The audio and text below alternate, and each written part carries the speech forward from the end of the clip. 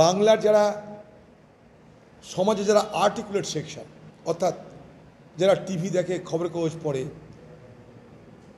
তারা কিন্তু এই সরকারের অত্যাচার, এই সরকারের সন্ত্রাস, এই সরকারের দ্বিচারিতা, এই সরকারের মদতে যারা অপরাধ করছে তাদের কাহিনী জানে, ঠিক আছে। কিন্তু গ্রামীণ বাংলায়,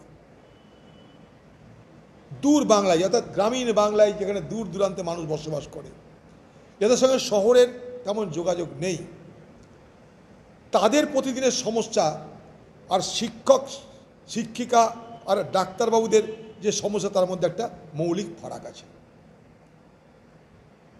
তাই স্বাভাবিকভাবেই ডাক্তারদের উপরে, শিক্ষকদের উপরে যে অত্যাচার, যে অন্যায় হচ্ছে, তার জন্য আরবান পিপল, শহরের মানুষ, প্লাস যারা সমাজের আর্টিকুলেট সেকশন, যারা মিডিয়া দেখে, খবরের কাগজ পড়ে, পড়াশোনা করে, তাদের যতটা সমর্থন পাচ্ছে এই আন্দোলন, দূর দূরান্তের গ্রাম বাংলা মানুষের কাছে ততটা সমর্থন তারা আশা করতে পারে না। কারণ দূর দূরান্তের মানুষ তারা প্রথম কথা জানে না। সেখানটায় যেহেতু শিক্ষকদের প্রতিনিধিরা নেই, ডাক্তারদের প্রতিনিধিরা নেই, তাই তৃণমূল আছে সব জায়গায়।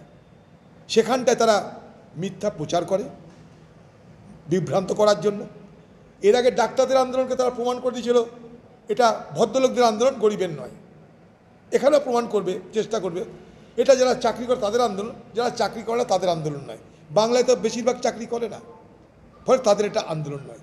সেখানে কি দরকার, বলবে দেখো আমি তোমাদেরকে লক্ষ্মীর ভাণ্ডার দিচ্ছি, যুবশ্রী দিচ্ছি, কন্যাশ্রী দিচ্ছি, এটা নিয়ে সন্তুষ্ট থাকো।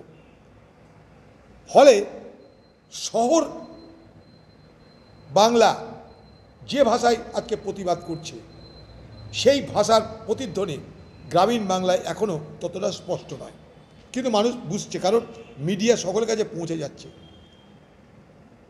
মুর্শিদাবাদ সীমান্তে ঝামেলা হলো, গতকাল এখানে গুলি চললো, তাহলে কি বাংলাদেশ আর পাকিস্তান এরা সকলে মিলে সীমান্তে একটা উত্তেজনা তৈরি করে? তা তো করবেই, না করার কি, এটা তো স্ট্র্যাটেজি, এটা বহু পুরনো স্ট্র্যাটেজি।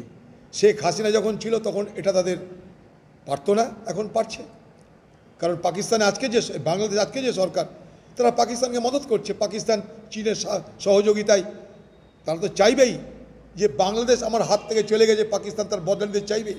তাই জন্য ভারতবর্ষকে রক্তাক্ত করো, 1000 কাটস, তাদের থিওরি তাই। হাজার হাজার ক্ষত চিহ্ন তৈরি করো ভারতবর্ষের নামক দেশের উপরে। এতদিন পারছিল না।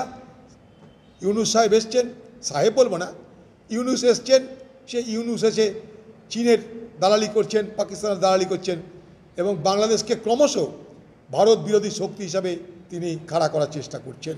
অর্থাৎ ভারতবর্ষের পশ্চিম সীমান্ত, ভারতবর্ষের পূর্ব সীমান্ত, দুই সীমান্ত চীনের প্রশ্রয়, চীনের মদতে আজ কিন্তু আমাদের দেশের জন্য বড় ভয়ঙ্কর হয়ে যাচ্ছে। আমরা মুর্শিদাবাদে থাকি, আমি কালকেই বলছিলাম যে কখনো যদি ভারতবর্ষের সঙ্গে বাংলাদেশের ঝামেলা শুরু হয়, ছোটোখাটো যদি সামরিক সংঘর্ষ হয়, বাংলাদেশের বর্ডার থেকে মোটর কিন্তু বহরমপুর শহরে আরামসে এসে পড়বে। আমরা কোথায় আছি বোঝার চেষ্টা করব।